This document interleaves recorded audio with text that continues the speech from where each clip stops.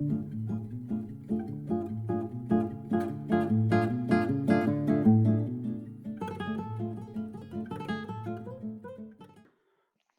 in, my friends. It is yet again another Mental Health Monday on the 5 minutes with Sean, maybe 10. I love the Mental Health Mondays. I love being able to talk to you guys about what, some of us are really feeling that we're not, maybe we're not allowed to say, or we don't feel like we can say. And the show's really opened up some great conversations. I made the promise at the beginning of the year we would do this once a month. For the whole year. Turns out I plan on doing this as long as I can do it. We're gonna feature mental health as something, a discussion piece, as much as we possibly can on this show. It's going to be extremely important to me to do that. So, and with that, I decided that we've talked to all different people in the mental health space, whether it be a professional in the mental health space or someone who's starting off, or people in the car business. Well, today I decided to get a little bit more macho in the space of mental health, because I brought in a mechanic, a top flight, one of the best mechanics, according to Mercedes-Benz, in the country. And so please welcome Marco Zwanenburg. Marco, how are you today, man? I'm doing great, Sean. Thank you for having me. Thank you for agreeing to be on, but I really appreciate it. So I want to start this the way we try and start all the mental health shows, and with no real direction. And I know it sounds funny for people to hear, but with being organic, we can have a real conversation amongst people. So the question to get us started, Marco, is what does mental health mean to you, and how has it affected your life specifically? So tell us away, Marco. Well, mental health to me means doing away with the status quo. As you know, guys from my generation, Gen X and older, we were all brought up to, boys don't cry, boys just work, we're men. I think that leads to very dangerous situations. I went through some personal issues, as my wife passed away, and that has brought me to realize that what I thought was important isn't, and what is important wasn't to me.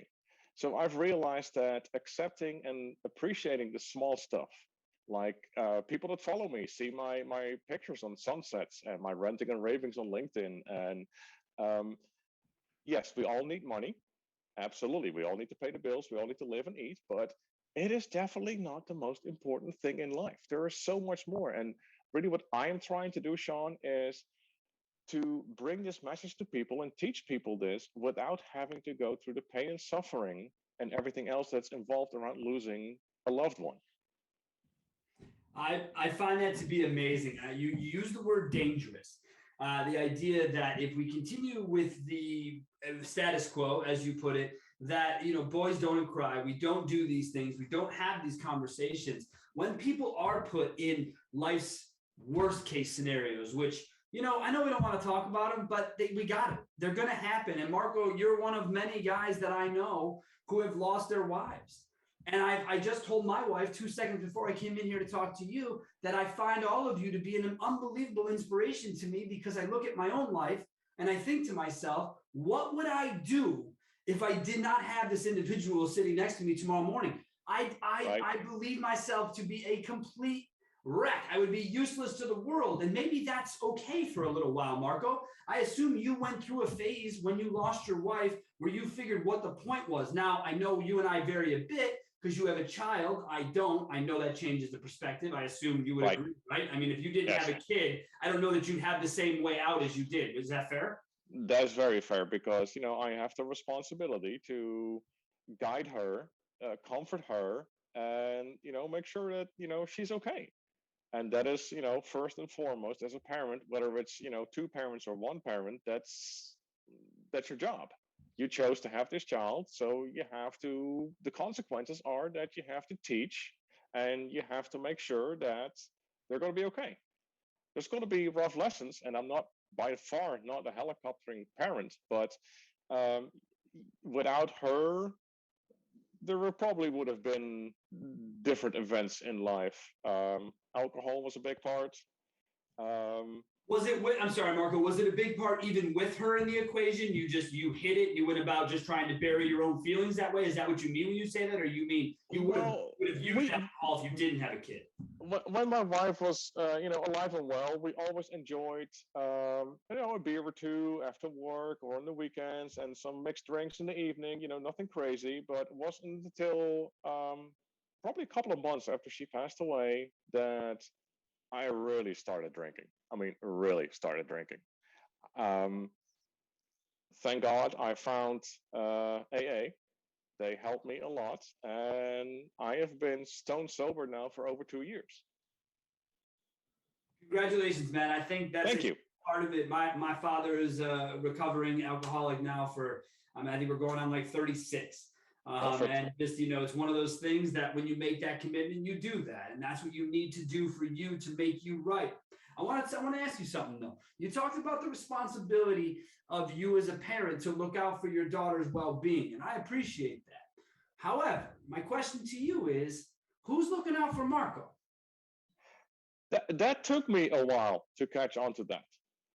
Um, when my wife was sick, um, she had a highly aggressive form of brain cancer. There was just, the only outcome was unfortunately what happened, and we fought. We did everything we could. So for pretty much, a couple of years, I did everything. I worked. I took care of the house. I took care of my wife. Took care of my daughter, the animals, you name it. And it took me some really good counseling. I have an excellent counselor, and I call this my ass kicking sessions. Yeah. She'll set my ass straight, but she tells me what I did wrong, but then also tells me what I could have done better, or how to do things better. So she really guides me, and that really has helped me. Guilt was a big part of the beginning of the grieving stage and trying to move forward of life. Guilt for mainly my daughter, even though there's nothing that I could have done. Her mom was taken away. So So to me, that was, I had a lot of guilt in that. So I sacrificed a lot of myself. And of course, dealing with a teenager, regardless of family situation, dealing with a teenage girl, it's no easy feat. So no, it, no way. No way. I have a younger sister. I watched her be a teenage girl. I thought to myself, my parents must have been so glad they had two boys. I don't know. I know that sounds rude. You know what I'm saying? But it's an interesting phase. And don't get me wrong, I'm probably more of a pain in the ass to my family in my 40s than my sister was in her teenage years, would be my guess. right, Because as I've gotten older, you've gotten more independent. You decide to make your own way in life. Maybe people don't agree with it.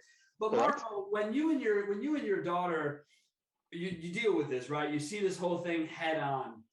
How how is your conversation with her about her mental health? And if I'm getting too personal, you just tell me to stop. I have no problem. But again, I am intrigued by your situation, so I would like to inquire as to how you had that discussion with her. Well, one of the things that was told to me by my counselor is that other people's happiness is not my responsibility. And I thought I had a hard time accepting that for a while, but after thinking about that, it's like, listen, it's like I can provide you, you as being my daughter, or you as one of my coworkers, or a friend, or another family member. I can provide you with the best situation possible. However, how you perceive it and how you take it and what you do with it is up to you. So, starting to take things a lot less personal has been a big part of my journey. And I think Marco, that how do that you do it, man? How do you do it? I always say to people, I try to take it less personal because I put everything in business context. But how do you really do it when you're in a situation where if you're dealing with family and friends, it's nothing but personal. You know what I'm saying? It's easy for me and you to say don't take it personal when we work together because we go into the shroud of business. But right. people who are not there at work, who are only there at home, how is it that it isn't personal, man? How do you do it? First of all, you got to remember, no one is you. No one has your thoughts, your feelings, your perception of your situation, and your situation for that matter. Um, a lot of people are trying to just help you, but they don't really know. So they try to come up with their best advice. Like I always tell my daughter, it's like, when she complains about, either someone in her family or a friend, it's like, oh, she's saying like, oh, I have to do this or I have to do that. It's like, it's just because they care about you. They wouldn't care about you, they wouldn't say anything. They wouldn't care at all what you do, what you look like, what your room looks like, how you perform at work, all of that. It's tough, Sean. It's tough. It's just like it's really is no different than anything in your professional life. I wasn't born with the talents and the knowledge that I have now. After 25 years of being in the industry, I wasn't born with this. I had to learn it the hard way. Sometimes very costly, sometimes very painfully. So it's just a matter of, first of all, you have to be open to change. Now, there's a scary word right there, change. I As was soon gonna, as, I was gonna say open. That's funny. That's funny. You said the word change because I think people hear change and they disregard it. But if we're open to it, I think being open is a hard thing to do. It's open to hearing people's opinions. It's open to, you went to a counselor. Marco, in your life previous, had you ever been? nope. So, and why hadn't you? If I mean, was there a reason, or was it because you never thought you needed it? Well, because as I said before this life-changing event, here I was the man of the house. I worked 12, 14 hours a day. I worked, I did. I came home, I worked around the house. I took care of things. I was Mr. Fix It, so to speak. My After being in this industry for so long, I am such a linear thinking. If something is broke, there is a something that broke it, there's something that can be done to fix it. Well, sometimes there's not. And when there's the not, then the guys like I go like, now what? You and me So both, man. If that's my problem with anything. I hear a problem, I fix it. No one asked me to fix it. My wife still tells me to this day, I didn't ask you to fix it. I just asked you to listen to me. And I'm like, yeah, but why wouldn't you want it fixed? Like, I don't understand why we would say something out loud that we didn't just want to be. And it's because that's not what they needed, right? oh no, no, my wife used to get so mad at me. She's like, oh, it's like, really? It's like, I'd be painting the hallway at 10 o'clock at night. She's like, what? It's like, yeah, because you said, it's like, okay, I'll just do this real quick because I'm Gotta get done. capable. Exactly. But you learn that a lot of times that you have to, and this is another hard thing, Sean, you have to unlearn the difference between a directional thought and a thought that just wants to be bounced off of you, or a feeling or an emotion. And you have to remember that you can't fix everything, and that is perfectly okay. We're not God. We can't fix everything. That, perspective, right? When you put it on its biggest scale and you say to yourself, whatever it is you think you are, the one thing I can guarantee you that you are not is some higher power that exists. You are not. You are here, you are on earth, you are grounded in your feet. And I really appreciate that. This idea of the unlearn the direction of versus a bounce off, right? Directed at you versus can I Right. hear your opinion? Don't fix it, just speak to it. When you learn this, what changed for you? Like, what did it lower your stress level in conversation? Did it make you a better listener? Like, where did you notice that change impact your life? All of the above. Okay. All what you said is like one of the big things for me, a big breakthrough for me was that I quit Mercedes-Benz um, January of 19 because I needed a different schedule because of being a single parent and my daughter, and they were not willing to entertain that thought. So I ended up with a different dealership, different brand. Now I work for Jaguar Land Rover. One of the things that the shop foreman told me there is like, forget everything you know. And boy, was he right. Are those different cars? Oh my God. But now I'm almost 2 years into it. I made it to level two. I went to training in September. I passed the test. I made it to level two. I'm like, wow, huh. So here I was, 10 years plus with Mercedes Benz, drinking the Star Kool Aid for well over a decade. Now with a completely different brand. And I found the shortcuts. I interpreted the issues with the cars. I'm making money. I'm doing well. It's like, wow. It's like, if I can do this, going from a star mind to a JLR mind in such a short period of time. That really has helped me, to be honest. It's quite funny how that has helped me. So, like, wow, it's like I can let go of what used to be. I can accept the now, and I can learn the now to make sure that the future now will also be good. So, out of the tragedy of losing your wife, you found yourself in a better mental state to have to be doing your job and enjoying your job more than you had previously. I Is that found, yes, I found that wow? you like you were saying, like, just before you got on with me, you were, looking at your wife and telling us, like, it hurts me to see people walking down the street, couples walking down the street, not holding hands. It Yeah, could be gone like that. You just don't know. for sure.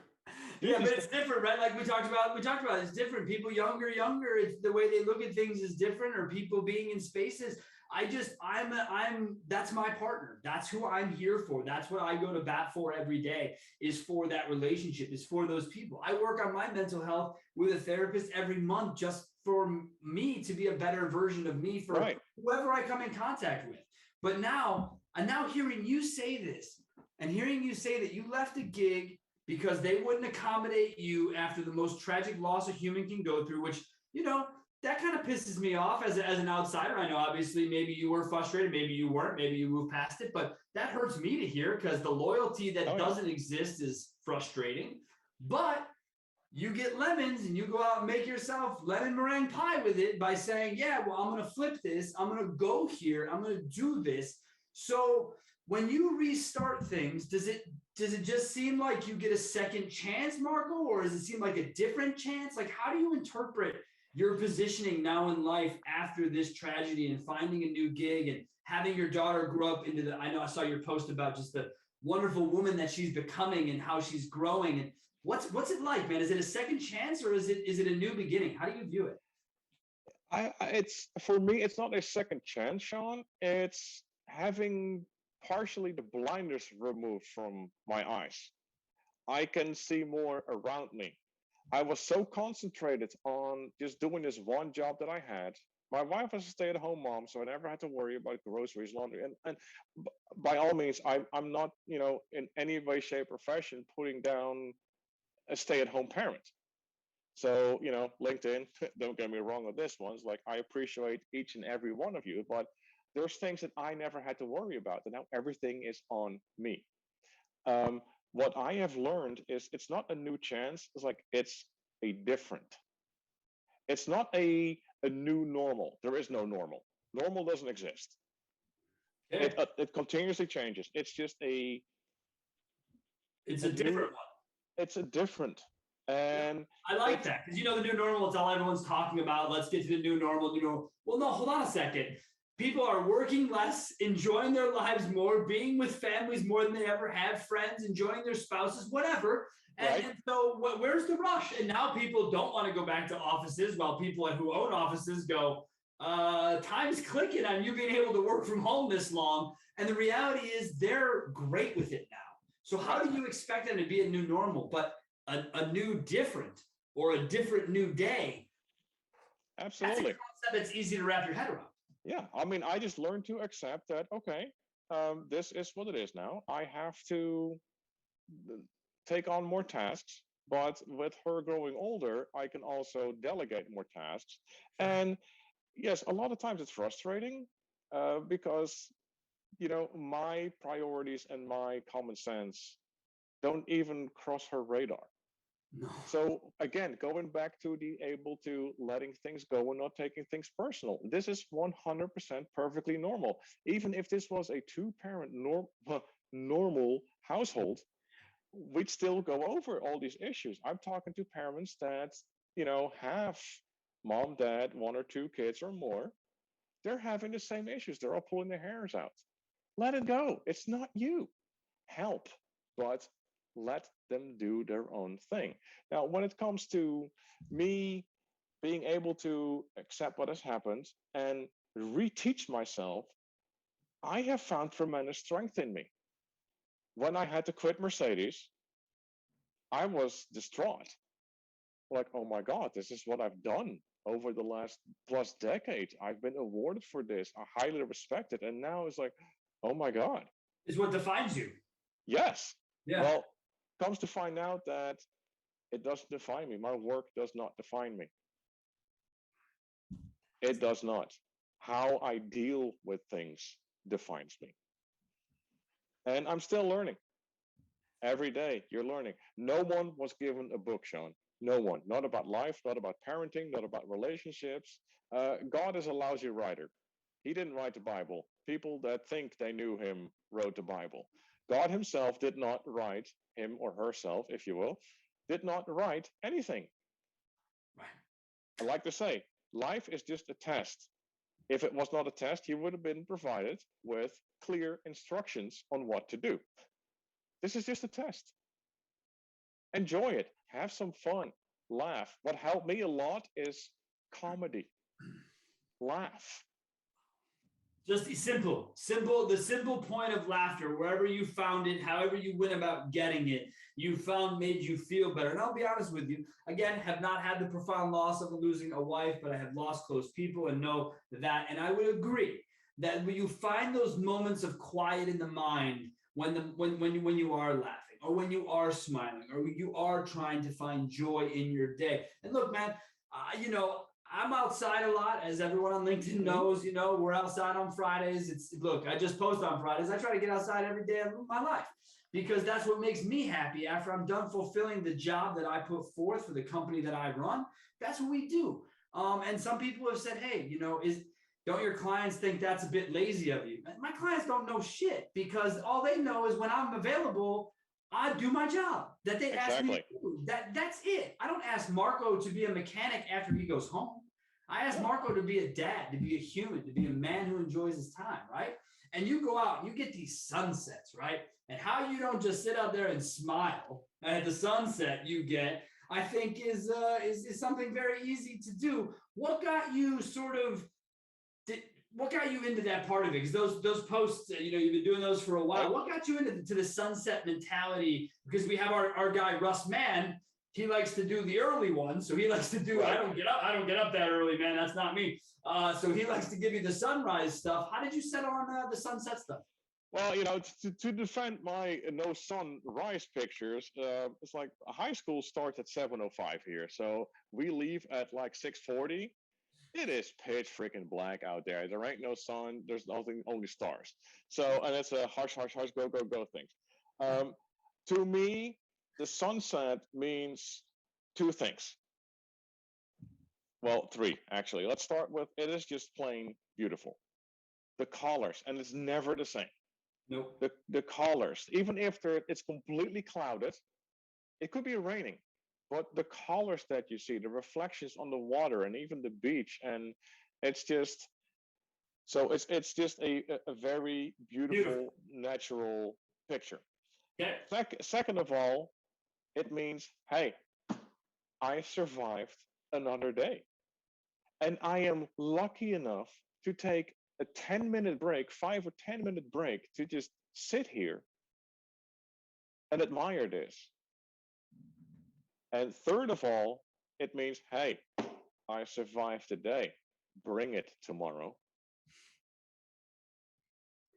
I knew there had to be great meaning. I knew you weren't just going out there to take pictures just because it fits your schedule. I knew you had meaning. You had that thought. The beautiful part, that's why I go to nature. I love the beauty that it provides me. It doesn't ask for anything in return but to respect the space while I'm in it, which is what I do for it. And that is all that it asks of me. And most people ask a bunch of other shit of me in one way or another, whether they pay me for it or not. They're always asking something of me. And that's what I do love that nature does it. But the other two are so important to me. So you survived another day. Yeah. Mentality, is that how you got yourself kickstarted to get past this, or is that a mentality that you've always had? Somewhat. I've always had it, even though there were no sunsets involved. It was like how life was mainly concentrated, around the house and family life, etc. Sure. This is a mentality that I have learned to be kind to yourself. We are our own worst critics. We are so hard on ourselves. It's unbelievable how hard we are on ourselves. Give yourself a break, man. Even if you accomplish nothing but your regular work and life routine that day, give yourself a break. You did it. You're above ground.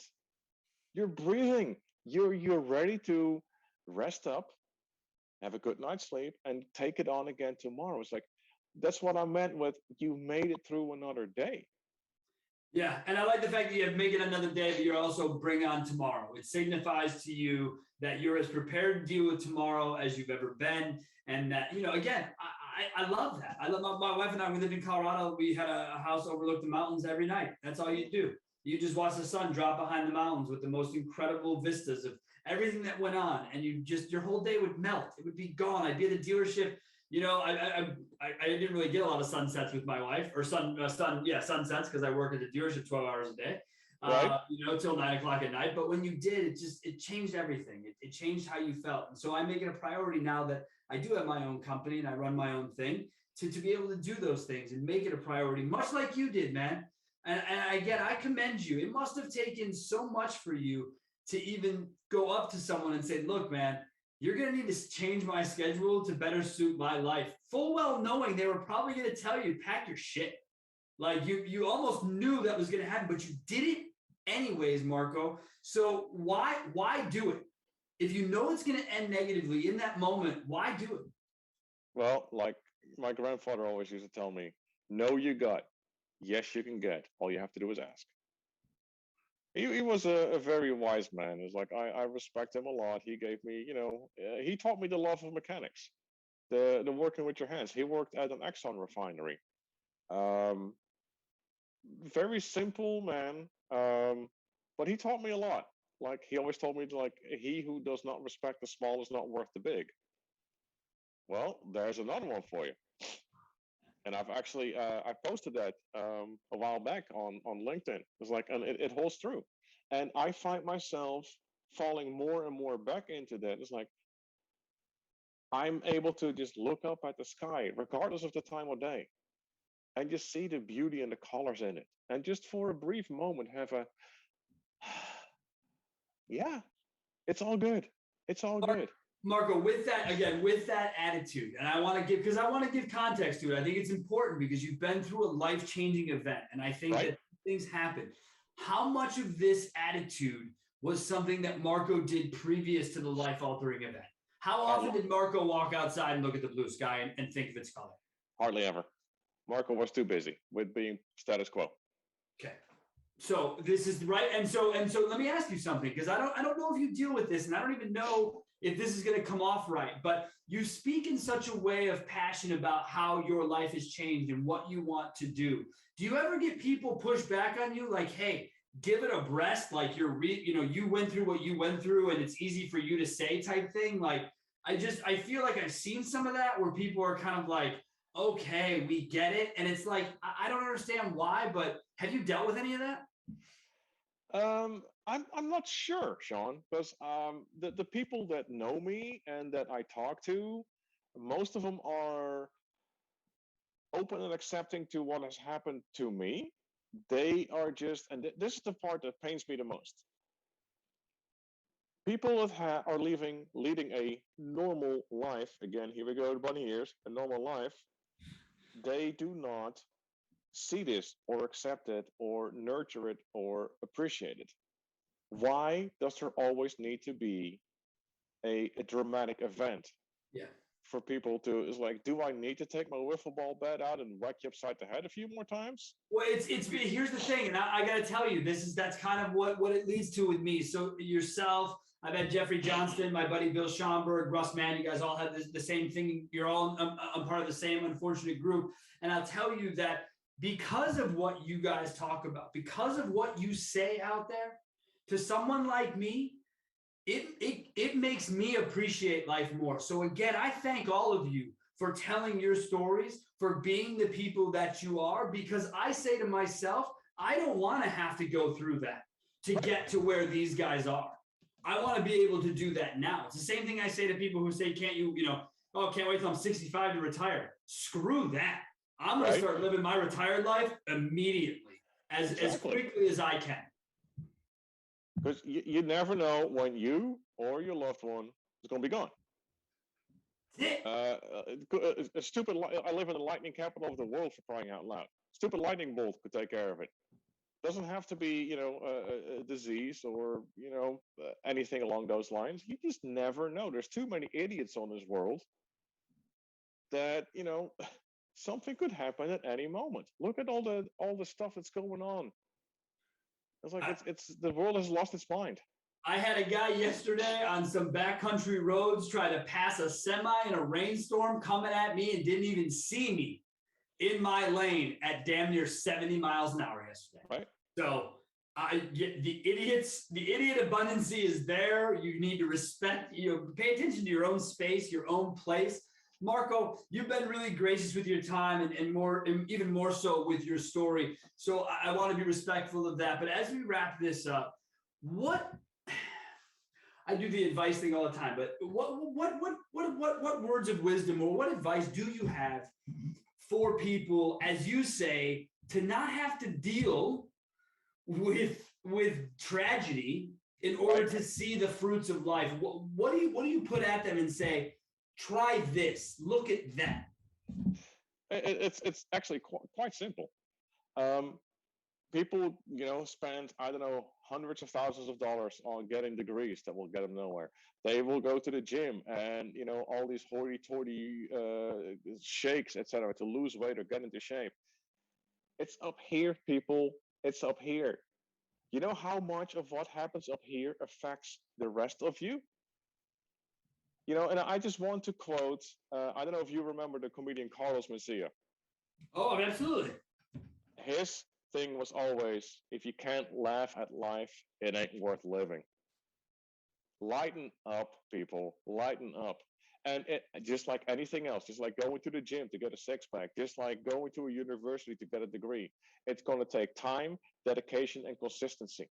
But work on it. Your mental health and sleep are the most important things that you get.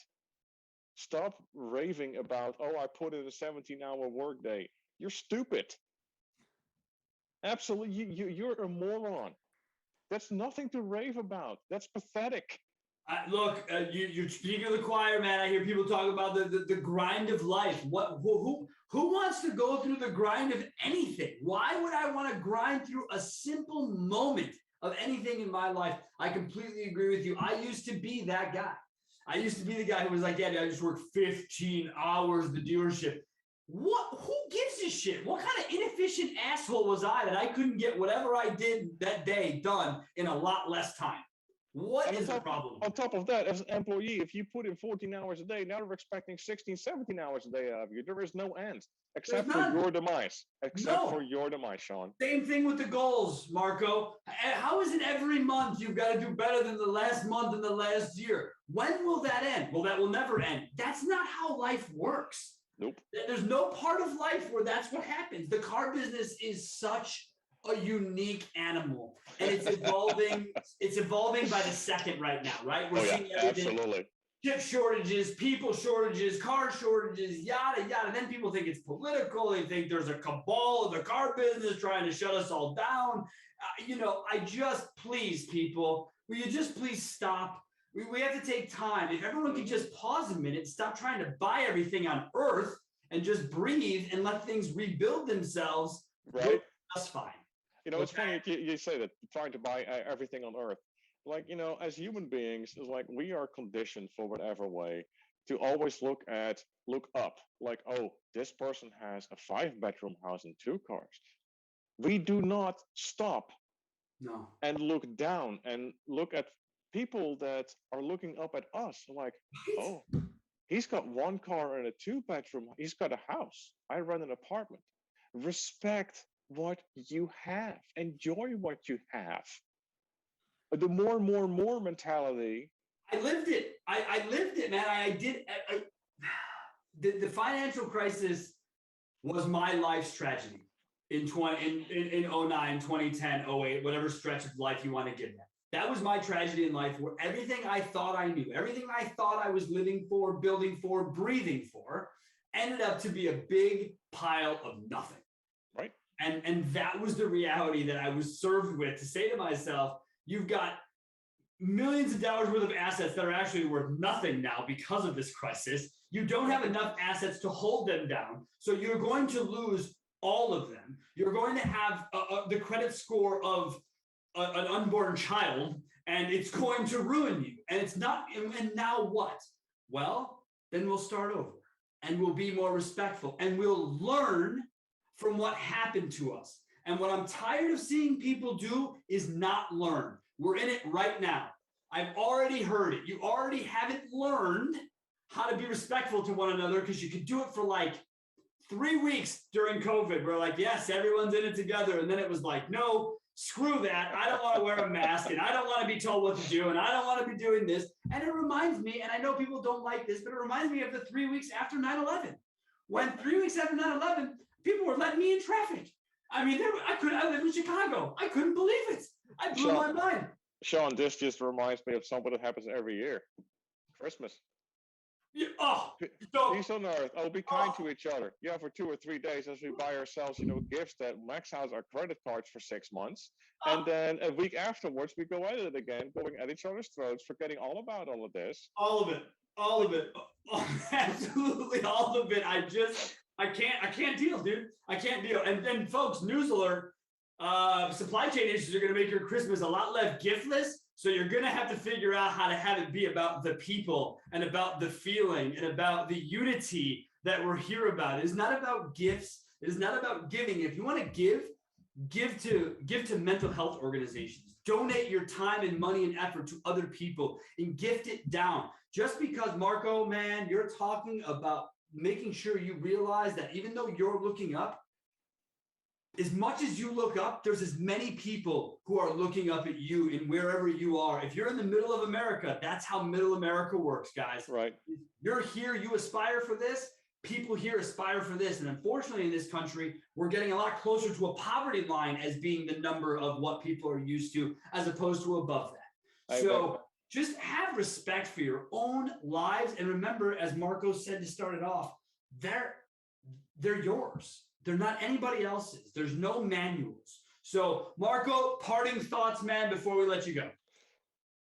Well, like I said, we're talking about looking up and looking down. Look straight. Just look at what's ahead of you. Look what you have and respect what you have, whether it's possessions, whether it's your family, your friends. Just keep dating your spouse. Keep dating your spouse. Your spouse was not a car. You bought it once, you put some gas in it every now and then, maybe you washed it up. No, keep dating. And I know especially for people having kids, it's hard, because you dedicate your lives and your time and your money to the kids, but keep dating. And as your kids grow older, you can leave them alone for a few hours every night. You can do an overnighter somewhere, but keep respecting what you have. If you don't respect what you have now, you're not going to respect anything. It's going to be empty. We were at the doctor's office the other day, and he was telling me about this client that he has. And this guy has more money than God himself could have ever printed. But he has severe back issues because of scoliosis. And he said, they were talking about boats. It's like, it's like the doctor was like, I like boats. It's like, how long is your biggest boat? 140 foot. Well, that's a freaking yacht, and it didn't cost $20. He said, I'd give it all up to wake up without pain in the morning. People, stop waking up without pain in the morning. Seriously. Wow. Mind flip. How many times do you see my hashtag mind flip, Sean? I mean, it's a lot, dude. You're consistent. You guys with your hashtags, you're good with it. I don't do it. I'm a tagger. I tag people, but you guys, I love your hashtags. Love what you do, Marco. Man, thank you so much for leaving us on that. Guys and gals, look, he covered it, man. He's talking about counseling, okay? Something you all got to think about. If you ever have any single thought about it's too much for me, I can't do it, it's not for me, it is for you. And if nothing else, it's for you to have a sounding board of someone who should be impartial to your views and to what happens next in your life. Marco has given you so many tidbits on how to deal with life, and so you don't have to go through what he went through. So please go back, rewind the last 40 minutes, watch it again, watch it with somebody that matters, and please, as he says, look straight ahead and live your life. Marco, thanks a lot. Everybody else, thank you for joining us, and we will see you again next week. Awesome, Sean. Thank you. Thank you, Marco.